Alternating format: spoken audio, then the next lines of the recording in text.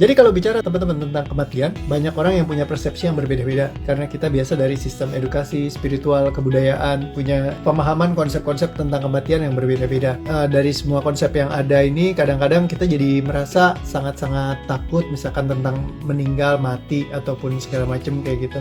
Nah, jadi karena takut mati segala macam, nah yang inilah yang bikin kita jadi kalau misalkan sehari-hari ini ada temen denger kena COVID, ada ini, ada itu, wah langsung energinya tuh nyangkut kayak luar biasa sekali, kayak langsung ketakutannya minta ampun. Kalau bicara tentang emosi, adalah kita cukup menyadari dan tahu, oke, memang kalau namanya manusia ya pasti ada tentang hidup ya, terus dalam proses kehidupan ada ya namanya lahir dan meninggal, itu udah pastilah. Beban-beban itu yang tersimpan di dalam tubuh diri kita, di bawah sadar kita, dan ini energinya terkunci. Nah kalau nggak dilepaskan, energi-energi yang terkunci ini yang bikin kita jadi nggak happy. Akhirnya ya sehari-hari kita jadi penuh dengan ketakutan, kita jadi nggak bisa tenang. Ya walaupun misalkan kalau kita khawatir, kita stres, kita tertekan, apakah akan bikin hidup kita lebih happy? Atau malah enggak?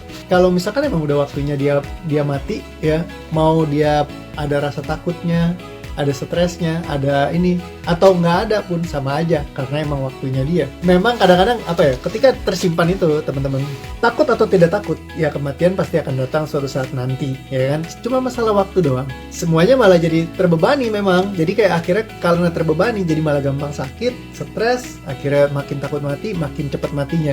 Nah karena itu jangan kita simpan energi tentang ketakutan akan kematian, ya. Energinya kita lepaskan aja. Ketika dilepaskan, kita akan tahu dan menyadari, oh ya, memang seperti itu.